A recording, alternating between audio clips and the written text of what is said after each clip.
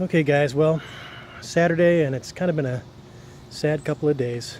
A lot of people upset, up in arms about the murder of police officers, and I am too.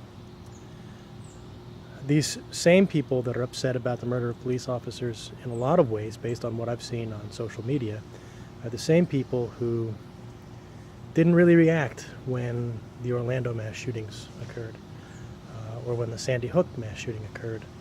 And the reason for this, I believe, honestly, is that we have become so desperately attached to our different sides of the conversation that we fail to really be honest with ourselves and also be honest with one another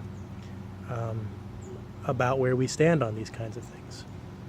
This really isn't about gun control.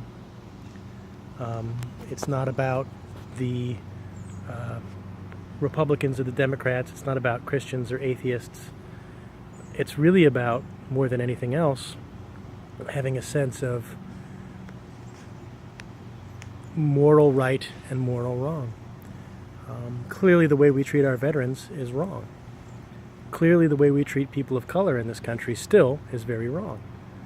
Clearly the fact that some of us have endorsed an orange bloated comb-over who wants to build a wall between ourselves and our southern country, our southern neighbor country, we're endorsing him because he says what he thinks.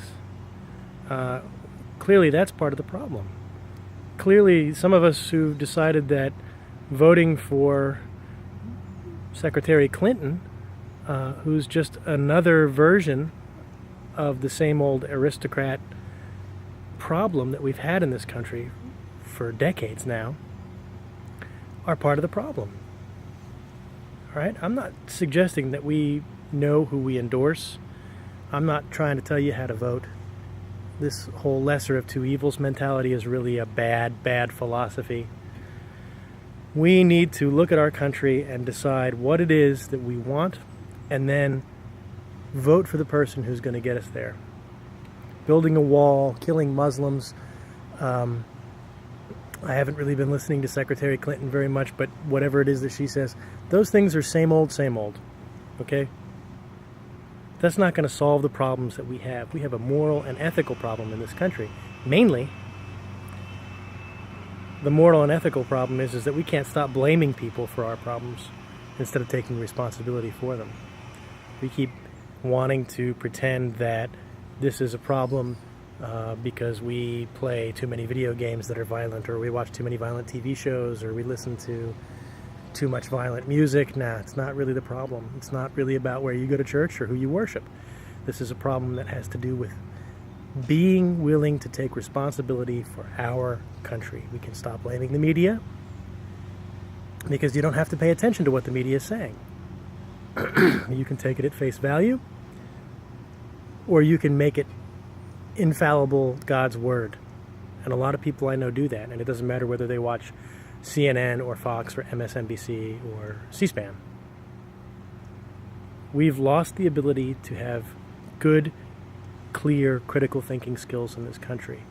It's not because they don't teach them, because I used to work in the school system. I know they teach critical thinking. It's just they don't teach the importance of critical thinking over being willing to accept all of these conspiracy theories and have a sad devotion to bad political and religious and personal rhetoric and philosophy. We've got to start thinking for ourselves here, people. I've gotten into too many dumb arguments on social media with people who just can't change their mind because they won't change the subject. Let's get ourselves together. We have to take America and make it what we want it to be. It is a great country. It's on the verge of collapsing off the cliff into something that we've seen with other countries, and we don't want that to happen. So let's take responsibility for the things that we're willing to let happen to preserve our rights, and let's change those things so that we can continue to have a great nation and be safe in it. Have a great Saturday.